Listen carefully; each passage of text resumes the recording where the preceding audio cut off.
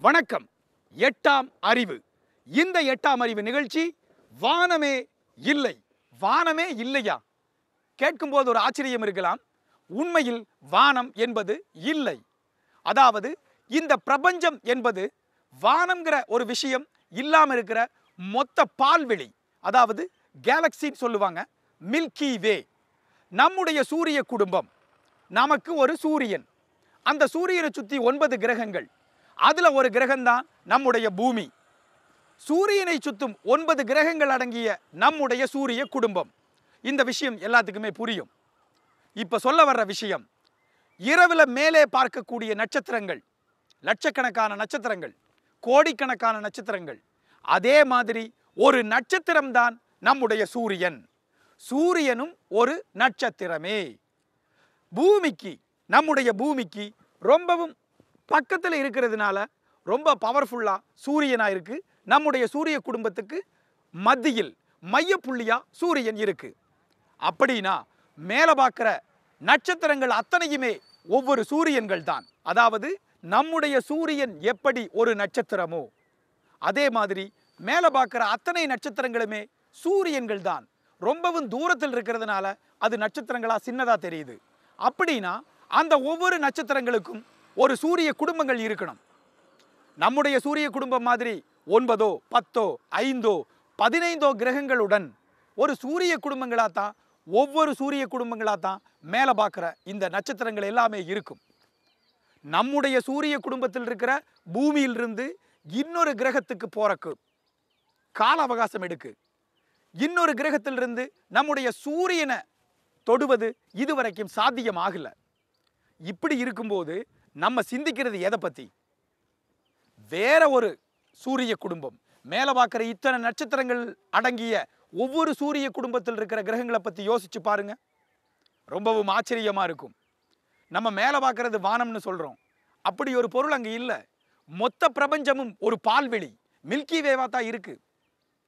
இப்படி இருக்கிற விஷயங்களையும் நம்ம இப்போ பூமியில் இருக்கிற கண்டங்கள், கண்டங்கள் விட்டு கண்டங்கள் பாயும் ஏவுகணைகள், விமானங்கள், இதை பற்றியெல்லாம் கண்டுபிடிச்சு ரொம்ப ஆச்சரியமா சொல்லிக்கிறோம். விண்வெளியிலிருந்து ஏவக்கூடிய ராக்கெட், கண்டம் விட்டு கண்டம் பாயக்கூடிய ஏவுகணைன்னு. நம்முடைய பாரத நாட்டு முன்னோர்கள் ஒரு பால்வெளியிலிருந்து இன்னொரு பால்வெளிக்கு, அதாவது இந்த பிரபஞ்சம் முழுவதும் பஞ்சபூதம்னு சொல்லப்படுற நிலம், நீர், காற்று, ஆகாயம், தீ, அத்தனைக்குள்ளும் வித்தியாசமே இல்லாம ஊடுருவி பயணிச்சாங்க. அவங்களுக்கு வானமே இல்லை. எல்லாமே சமச்சீரா ஒரே விஷயமா பார்க்கக்கூடிய சக்தி, அந்த வைப்ரேஷன் இருந்தது. அந்த வானமே இல்லை. இல்லாத வானத்தில், பிரபஞ்சத்தில் பயணிக்கலாம்.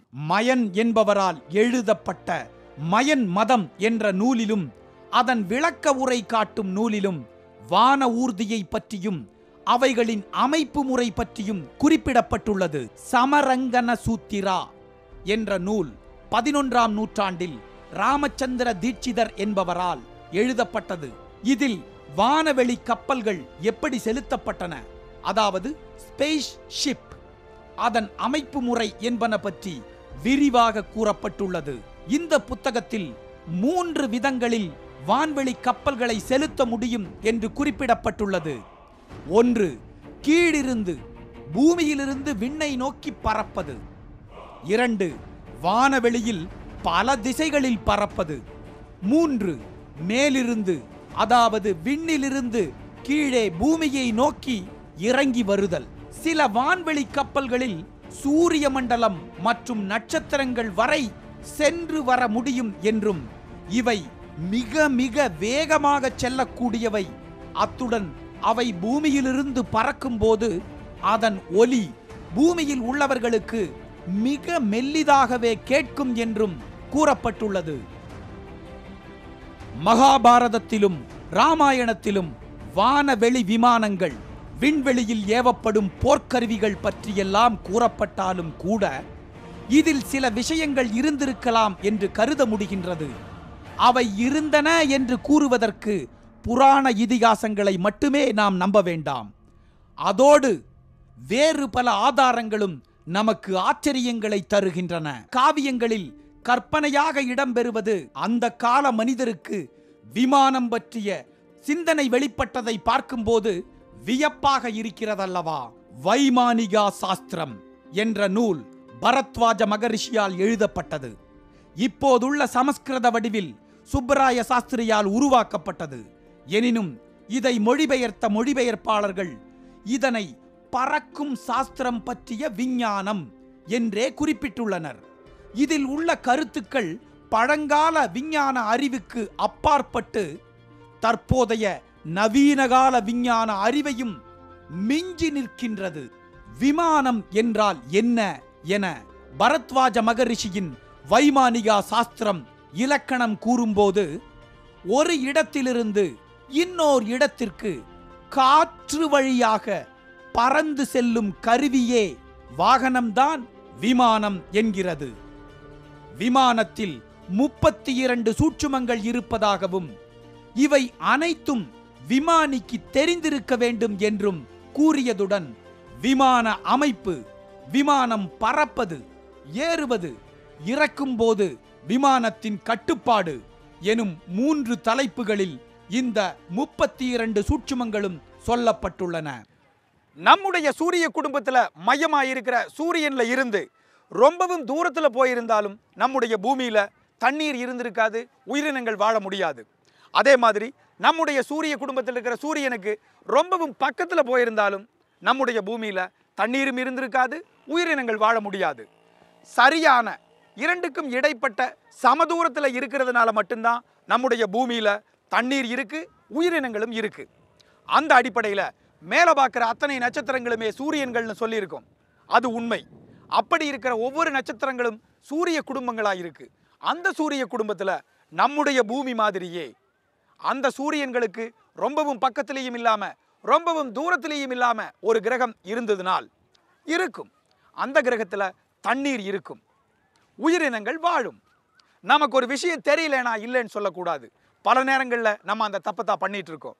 அது மாதிரி பூமியில் மட்டும்தான் உயிரினங்கள் வாழுதுன்னு சொல்ற ஒரு தப்பையும் நம்ம சொல்லக்கூடாது. எங்கேயாவது ஏதாவது கிரகங்களில் கண்டிப்பா சர்வ நிச்சயமாக உயிரினங்கள் வாழும், வாழலாம், வாழும். ருக்மா, சுந்தரா, திரிபுரா, சகுன என வகை வகையான விமான வகைகள் இருந்ததாக கூறப்படுகிறது.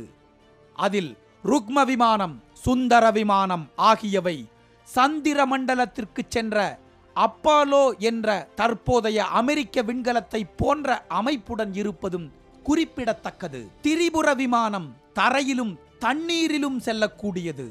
இதன் வேகம் குறைவானது என்றும் கூறப்பட்டுள்ளது. அத்துடன் சகுன விமானமானது நம்முடைய நவீன விமானத்துக்கும் ராக்கெட்டுக்கும் இடைப்பட்ட அமைப்பை கொண்டது. இந்த விமானம் மூலம் எந்த கிரகத்துக்கும் சென்று வர முடியும் என்றும் வைமானிகா சாஸ்திரத்தில் குறிப்பிடப்பட்டுள்ளது. வைமானிகா சாஸ்திரம் வெறும் கற்பனையில் உருவான நூல் என்று கூற முடியாது. பரத்வாஜ மகரிஷியின் இந்த தத்துவங்கள் விமானம் பற்றிய வியத்தகு நவீன தொழில் நுணுக்கங்கள் பற்றிய பழங்கால பாரத நாட்டு மனிதர்களின் விஞ்ஞானம் வியப்புக்குரியது. சங்க இலக்கியமான புறநானூறு, மணிமேகலை, சீவக சிந்தாமணி, பெருங்கதை போன்றவற்றிலும் வான ஊர்தி பற்றிய கருத்து காணப்படுகிறது. பெருங்கதை என்னும் பழந்தமிழ் காவியத்தில் வான ஊர்தியின் வடிவமும் அதை இயக்கும் விதமும் விவரிக்கப்பட்டுள்ளன. சீவக சிந்தாமணியில் வரும் மயிர்பொறியின் மயில் போன்ற பறக்கும் பொருள் செய்தியானது நமக்கு வியப்பினை ஏற்படுத்துகின்றது. அதன் பொறியினை வலஞ்சுழி மற்றும் இடஞ்சுழியாக திருகுவதன் மூலம் அந்த மயிர்பொறி வான மேகங்களிடையே பறக்கவோ, காண்பவர் மயிர் சிலிர்க்கும் வகையில் தரையில் இறங்கச் செய்யவோ முடியும் என்கிறது அந்த நூல். ராமாயணத்தில் ராவணன் செலுத்திய புஷ்பக விமானம் சீவக சிந்தாமணி என்னும் தமிழ் நூலில் விவரித்த மயிர்பொறி விமானத்தை விட எல்லா வகையிலும் மேம்பட்டது. மணிமேகலை என்னும் தமிழ் நூலிலும் கூட வான வழி பயணங்கள் பற்றி சித்தரிக்கப்பட்டுள்ளன. சிலப்பதிகாரத்திலும் வான ஊர்தி பற்றிய செய்திகள் காணப்படுகின்றது. சங்க இலக்கியமான புறநானூற்றில் வலவன் ஏவா வான ஊர்தி என்ற வரி விமானத்தை ஓட்டுபவர் இல்லாத வான ஊர்தியை கொண்டிருந்தார் தமிழன் என்கிறது. அதாவது அன்மேன்டு பிளைட் என்று தற்போது சொல்லப்படும் ஆளில்லா விமானம். இந்த கருத்துக்கள் எல்லாம் நம் தலையை சுற்ற வைக்கின்றது. விமான ஓட்டியை, அதாவது பைலட் என்பவரை வலவன் என அழைக்கின்றது புறநானூறு. இது நிச்சயமாக கற்பனையில் உருவான கதை என கூற முடியாது. புறநானூற்று தமிழர்கள் உண்மையில் நமக்கு முன்னோடிகளே. அந்த முன்னோட்டத்தை இன்றைய தமிழர்களாகிய நாம் உணரவில்லை. மாறாக தமிழை மறக்கவே முனைவது கவலை தருகின்றது.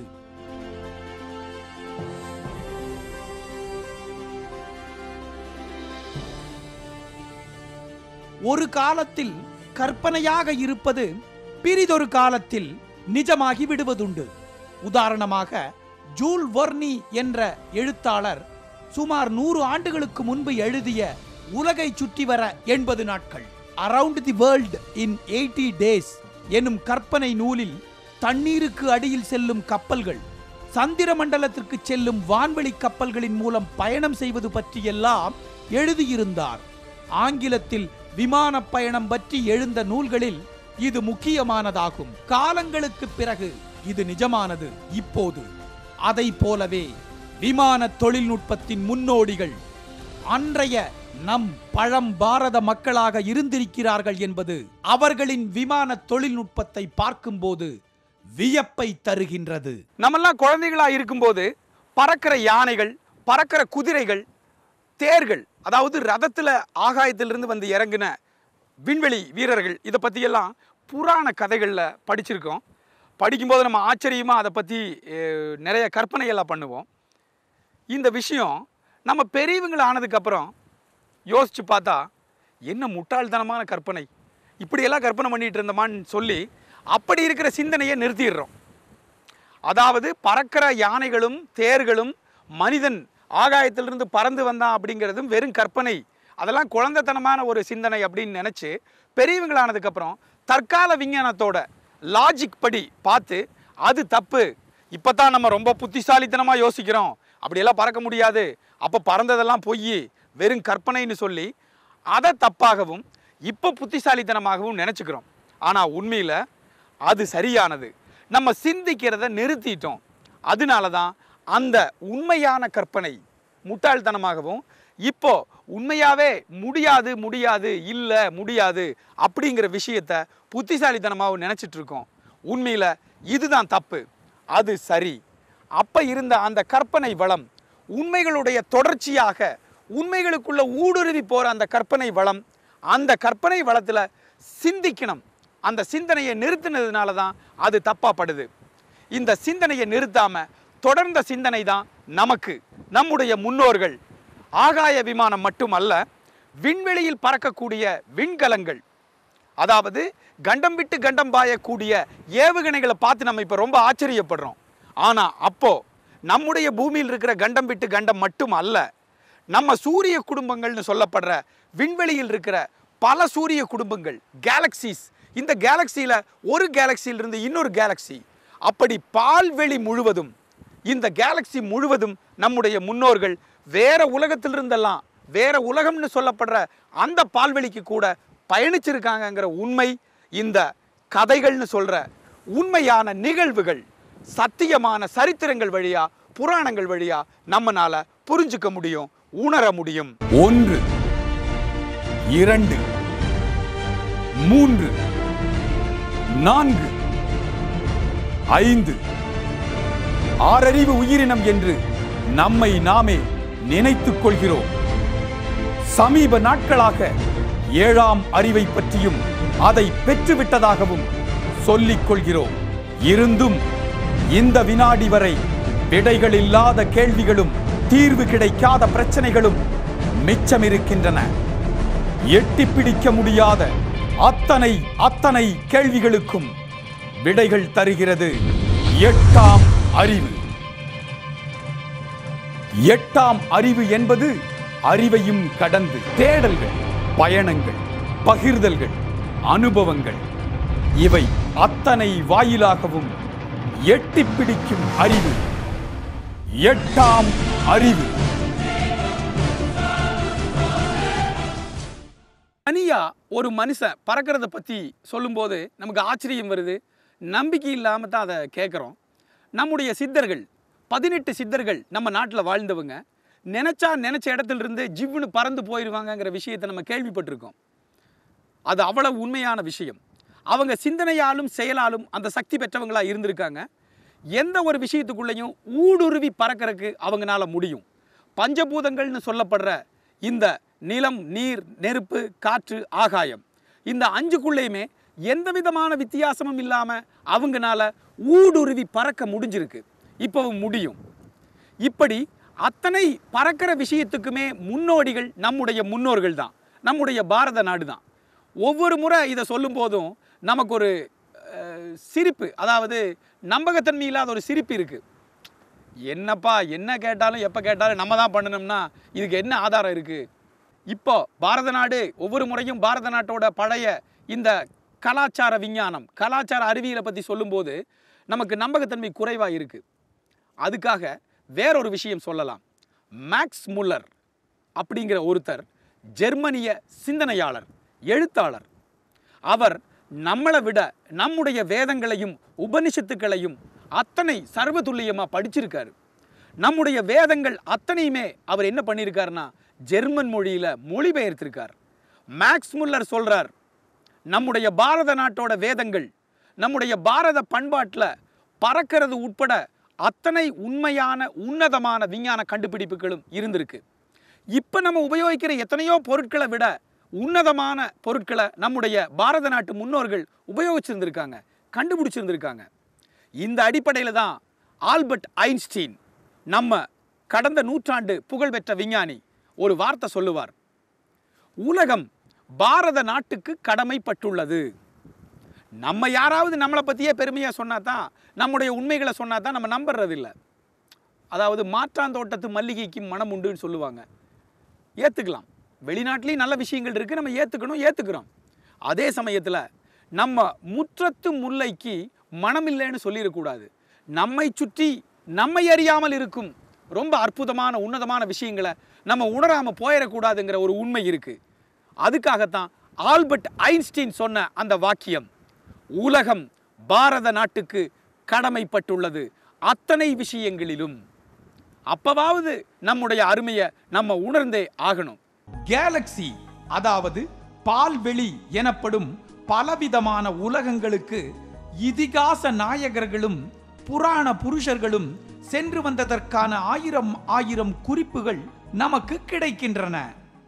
இதில் பெரும்பாலானவற்றை கதைகள் என்றும் கவிஞர்களின் அதீத கற்பனை என்றும் நாம் ஒதுக்கி விடுகிறோம்.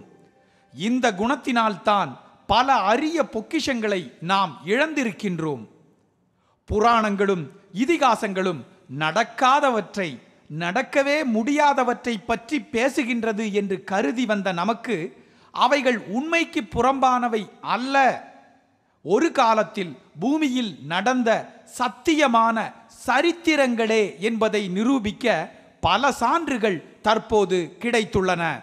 அமெரிக்கா அனுப்பிய விண்கலம் ஒன்று கடலுக்கு அடியில் இலங்கைக்கும் இந்தியாவுக்கும் இடையிலான பாலம் ஒன்று புதைந்திருப்பதை தெள்ளத் தெளிவாக படம் பிடித்து காட்டியுள்ளது. இந்த படம் வானரங்கள் சேதுபந்தனம் அமைத்தது வால்மீகியின் கற்பனை அல்ல, நிஜமே என்பதை முகத்தில் அடித்தால் போல் நமக்கு பறைசாற்றுகின்றது. ஸ்ரீகிருஷ்ணனின் காலத்துக்கு பிறகு துவாரகையை கடல் கொண்டதாக பாகவதம் கூறுகிறது. பாகவதத்தில் குறிப்பிடப்பட்டுள்ள துவாரகை கடலுக்கு அடியில் இருப்பதற்கான ஆதாரங்கள் குஜராத் மாநில கடல் ஆராய்ச்சியில் தெரிய வந்துள்ளது. இதே போன்று டெல்லிக்கு அருகில் குருஷேத்ராவில் அகழ்வாராய்ச்சி மேற்கொண்ட போது அங்கு கிடைத்த சில எலும்புகளில் அணுக்கதிர் பாய்ந்துள்ளதற்கான சாத்தியக்கூறுகள் நிறைய இருப்பதாக அறிஞர்கள் கருதுகிறார்கள். இது அந்த கால அஸ்திர வல்லுநர்கள் அணு ஆற்றலை பயன்படுத்தும் விதத்தை திறம்பட அறிந்திருந்தார்கள் என்பதை நமக்கு புலப்படுத்துகின்றது.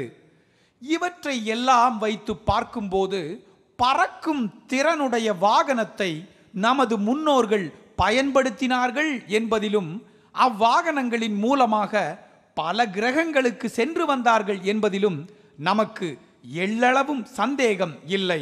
ஒவ்வொரு மனிதனும் இறைநிலையை அடைகிறதுக்கு உண்டான வழிதான் சாஸ்திரம். சாஸ்திரம்ங்கிறது நம்ம மொழி. இந்த சாஸ்திரம்ங்கிற நம்ம மொழியில் இருக்கிறதுக்கு உண்டான ஆங்கில மொழி தான் விஞ்ஞானம், சயின்ஸ். நம்ம சயின்ஸில் சொன்னால் நம்புகிறோம், நம்ம சாஸ்திரத்தில் சொன்னால் நம்ப மறுக்கிறோம். அதுக்கு வேறொரு விஷயம் காரணமாக இருக்கலாம். ஏன்னா நம்முடைய புராணங்கள், இதிகாசங்கள் இதெல்லாம் ஒரு இனம் புரியாத ஒரு நூலிழையில் நம்முடைய மதம் சார்ந்ததாக கருதப்படுது. அப்படி கருதப்படுறதுனால உலக அளவில் நம்ம சிறுபான்மையினர். அப்போ நம்ம கொஞ்சம் தான் இருக்கோம். அப்போ நம்மளது உண்மையாக இருக்குமோ அப்படிங்கிற ஒரு சந்தேகம். அந்த சந்தேகத்தினால தான் நமக்கு இப்படி ஒரு தாழ்வு மனப்பான்மையும் நம்முடைய சத்தியமான சரித்திரங்களை நம்புறக்கு ஒரு தயக்கமும் வருது. இந்த தயக்கத்தை நம்ம மாற்றியே ஆகணும். காரணம், நம்முடைய சாஸ்திரம்தான் வாழ்க்கையில் ஒவ்வொரு மனுஷனுக்கும் உன்னதமான நிலையை அடையக்கூடிய ஒரு வழி. சாஸ்திரோ பிரம்ம ரூபேணாம். சாஸ்திரோ பிரம்ம ரூபேணாம். இந்த சமஸ்கிருத வார்த்தைக்கு அர்த்தம் சாஸ்திரம்தான் வாழ்க்கையின் உச்சத்தை எட்டி பிடிப்பதற்குண்டான வழி என்பதுதான். இந்த விஷயங்களை நம்ம படித்து உணரணும். இந்த விஷயத்தை தெரிஞ்சுக்க முயற்சி பண்ணணும். அப்போ தான் நம்முடைய பறக்கும் இந்த விஞ்ஞானம், விண்வெளியில் பறக்கிற இந்த விஷயம், ஆகாய விமானங்கள் மட்டுமல்ல, விண்வெளியில் பறக்கக்கூடிய பறக்கும் தட்டுக்கள். பறக்கும் தட்டுக்களை பற்றி இப்போ நம்ம நிறைய கேள்விப்படுறோம். பூமியோட பல பகுதிகளில், பல நாடுகளில், அங்கங்கே மலை சார்ந்த இடங்கள், காடு சார்ந்த இடங்களில், வேறு கிரகங்களில், வேறு பால்வெளியிலிருந்து வந்த விண்வெளி வீரர்கள், ஏலியன்ஸ்னு சொல்லப்படுற இந்த வேற்று கிரக மனிதர்கள் பறக்கும் தட்டுக்களில் வந்து இறங்குனதாகவும் அதைய பார்த்ததாகவும் மக்கள் சொல்கிறாங்க. அதெல்லாம் இல்லைன்னு சொல்லிட முடியாது. நமக்கு ஒரு விஷயம் தெரியலனா இல்லைன்னு சொல்கிறது தவறு. அந்த விஷயத்தை தெரிஞ்சுக்க முயற்சி பண்ணணும். அப்படி பண்ணுற முயற்சியில் பறக்கும் தட்டுக்கள் இப்போ வந்து இறங்கி இருக்கிறதா சொல்லப்படுற அதே மாதிரியான பறக்கும் தட்டுக்கள் அந்த காலத்திலையும் நம்முடைய முன்னோர்கள் அந்த பறக்கும் தட்டுக்கள் மாதிரி இருக்கிற நிறைய விண்வெளி வாகனங்களில் பறந்திருக்காங்க. நம்முடைய புராண கதைகள் அதைய நிரூபிக்குது. ஜெர்மனிய சிந்தனையாளரும் எழுத்தாளருமான மேக்ஸ் முல்லர் தம்முடைய வாழ்க்கை வரலாற்றில் நாம் இப்போது கண்டுபிடித்ததாக கூறும் நீராவி என்ஜின், மின்சாரம், வயர்லெஸ் ஆகியவைகள் வேத காலத்திலேயே ரிஷிகளுக்கு நன்றாக தெரிந்திருந்தது. வேத காலத்தில் வெற்றிகரமாக கையாளப்பட்டு வந்த பல சாதனங்களின் குறிப்புகள், அவற்றை பின்பற்றிய முறைகள் ஆகியவற்றை நாம் இழந்துவிட்டோம். அவர்கள் கண்டுபிடித்து கையாளாத நவீன சாதனங்கள் எதுவுமே இல்லை என்று மேக்ஸ் முல்லர் கூறியிருக்கிறார். நமது வேதங்களிலும் வெறுமனே இறைவனை வழிபடுவதற்கான குறிப்புகள் மட்டும் இல்லை. விவசாயம், ரசாயனம், வானியல் பற்றியெல்லாம் தேவ ரிஷிகள் விரிவாக கூறியுள்ளார்கள். ரிக்வேதம் 5ஆம் சாகை 11ஆம் அத்தியாயம் 6ஆம் ஸ்லோகத்தில் காற்று நிரப்பிய ரதம் ஒன்றை வானவெளியில் நம் இஷ்டப்படி ஓட்டுவதற்கான வழிமுறை கூறப்பட்டுள்ளது. வேதம் குறிப்பிடும் காற்றடைத்த ரதங்கள் 2 அடுக்கு 3 அடுக்கு என இருந்ததாகவும் பல சான்றுகள் நமக்கு கிடைக்கின்றன. ஆனால் இத்தனை விஞ்ஞான வளர்ச்சி அடைந்துவிட்ட இந்த நாளில் கூட சில அடுக்கு விமானங்கள் என்பது இன்னும் நடைமுறைக்கு வரவில்லை. இன்று செயற்கைக்கோள்களை அனுப்பி பூமியின் கனிம வளங்களை நாம் ஆராய்வதைப் போல அன்றும் மாணிவாக விமானம், லோபகர்ப பிரசரணம், அமுஷவாகா போன்ற விமானங்கள் வானமண்டலத்திலேயே நிலையாக இன்று பூமியில் ஏற்படும் சீதோஷ்ண மாற்றங்கள், கனிம வளங்கள் இருக்கும் இடங்கள் பற்றியும் தகவல்கள் அரசர்களுக்கு தந்ததாகவும் நாரத மகரிஷி எழுதிய வைஷ்ணா தந்திரம் என்ற நூலில் குறிப்பு உள்ளது. இது மட்டுமல்லாது ஒரு விமானத்தில் இருப்பவன் பேசும் ஒலி அதிர்வுகளை வைத்து அடுத்த விமானத்துக்கு தகவல் சொல்லும் அனுக்கிரம சாபிதா என்ற கருவி இருந்ததாக கௌதாமினி மகரிஷி குறிப்பிடுகிறார். ரூபகார்ஷண ரகசியம் என்ற கருவி எதிர் விமானத்திற்குள் ஒளிக்கதிர்கள் பிரயோகித்து அந்த விமானத்தில் அமைக்கப்பட்டுள்ள கருவிகள் மற்றும் சாதனங்கள், அங்கே இருப்பவர்களின் வண்ண ஆடைகள், ஆயுதங்கள் போன்றவற்றை சர்வதுல்லியமாக தாம் பொருத்தப்பட்டிருக்கும் விமானத்தின் தலைமையகத்திடம் தெரிவித்துவிடும் என்று நாராயண மகரிஷி தமது நூலில் கூறுகிறார். தீஷமபதி என்ற கருவி எதிரிகள் விமானத்தை கவனித்து அதன் வருகையை முன்கூட்டியே சதபிதா என்ற விமானத்தில் பொருத்தப்பட்டுள்ள அபஸ்மாராதாபம் என்ற ஆயுத பகுதிக்கு தகவல் அனுப்பும் என்றும், உடனே அந்த அபஸ்மாரா கருவி ஷர்ஷன் என்ற ஏவுகணையை 87 டிகிரி வெப்பத்தில் வெளியிட்டு எதிரி விமானத்தை அழித்துவிடும் என்றும் திக் பிரப தர்ஷன ரகசியம் என்ற நூல் கூறுகிறது. இன்னும் பலவிதமான விமானங்களை பற்றியும் அவற்றின் செயல்பாடுகளை பற்றியும் பழமையான ஏட்டுச்சுவடிகளிலும் கிரகந்த நூல்களிலும் காண கிடைக்கின்றன. பழங்கால விமான இயலை பற்றிய இத்தனை நூல் ஆதாரங்கள் கிடைக்கின்றனவே, நமது முன்னோர்களால் உருவாக்கப்பட்டு பாதுகாக்கப்பட்ட விமானங்களோ அல்லது அதன் கருவிகளோ ஒன்று கூட இன்றைய ஆதாரத்துக்கு இல்லையா என்ற கேள்வி நம்மில் பல பேருக்கு எழக்கூடும். அதற்கான பதில், எந்த புறக்கருவிகளுமே இன்று வரை நம்மிடம் கிடைக்கவில்லை என்பதுதான் அதற்கு காரணம். அவைகள் ஏதோ ஒரு மகா பிரளயத்தினால் அழிந்து போயிருக்க வேண்டும், அல்லது அவைகள் உருவாக்கினவர்களே எந்த காரணத்தின் அடிப்படையிலேயோ அதை அழித்திருக்க வேண்டும்.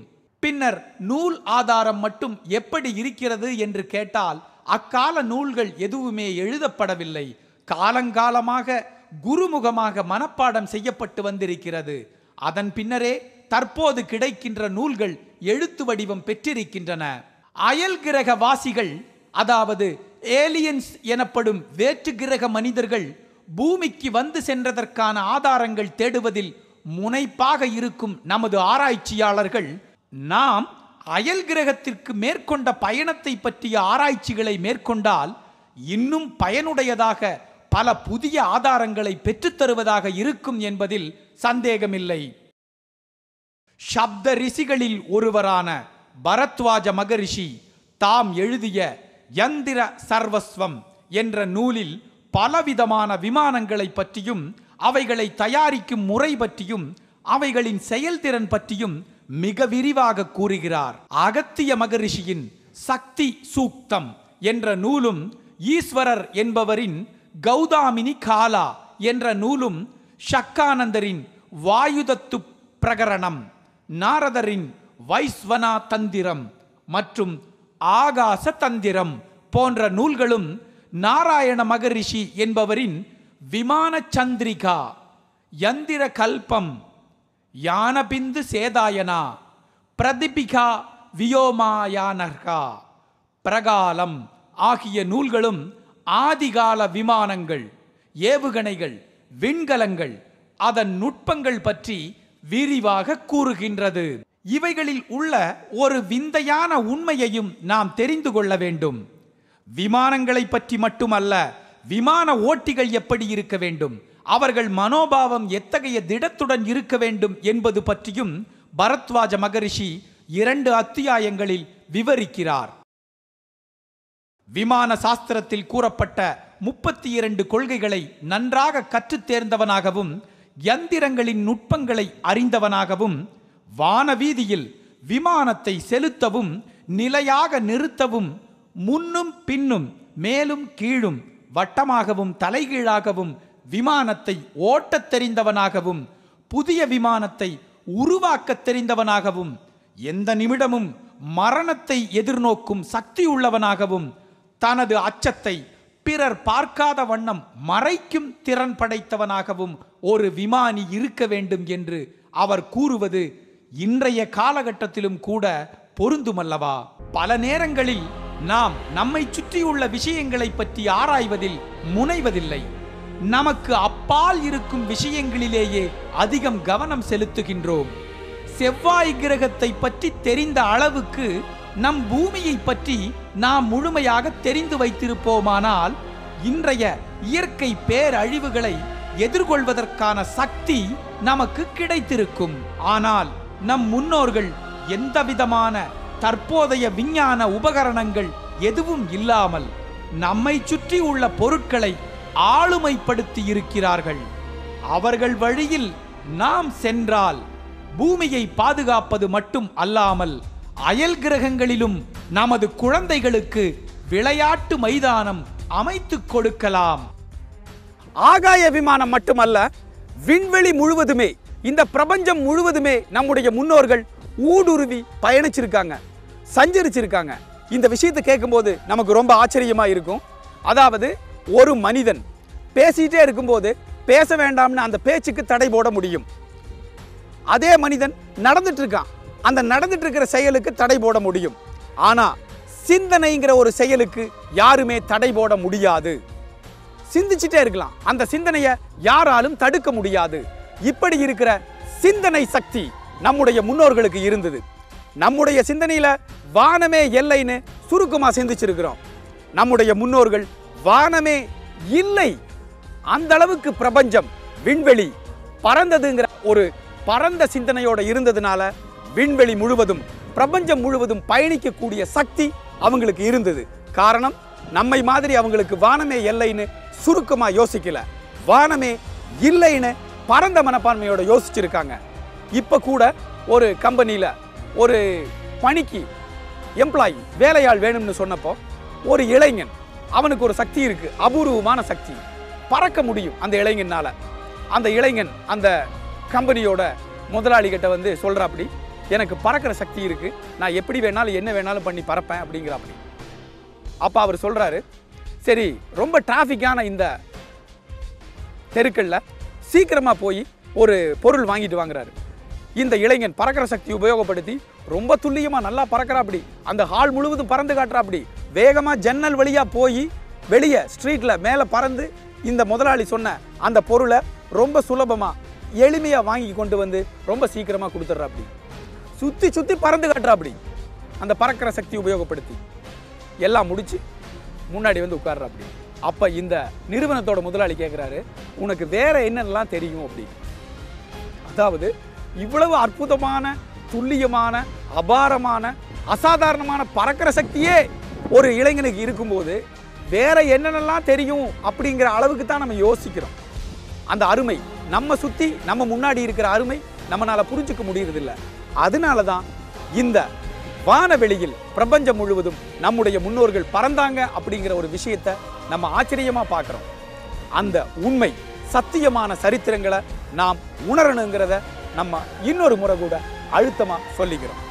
ஒவ்வொரு விஷயத்துக்குமே கருதப்படுகிறது, காணப்படுகிறது, நம்பப்படுகிறது, இது மாதிரி பொத்தாம் பொதுவா மேம்போக்காக சொல்லாம ஒவ்வொரு விஷயத்துக்கும் இதுதான் இப்படித்தான்கிற விளக்கம் கொடுக்கிறது தான் நம்முடைய 8ஆம் அறிவு. இந்த 8ஆம் அறிவு நிகழ்ச்சியில பரந்த விஷயங்களோட அடையாளங்களையும் ஆதாரங்களையும் பார்த்து உணர்ந்தோம். நம்முடைய முன்னோர்களோட சிந்தனை சக்தியும் செயலாற்றும் வேகத்தையும் உணர முடிஞ்சது.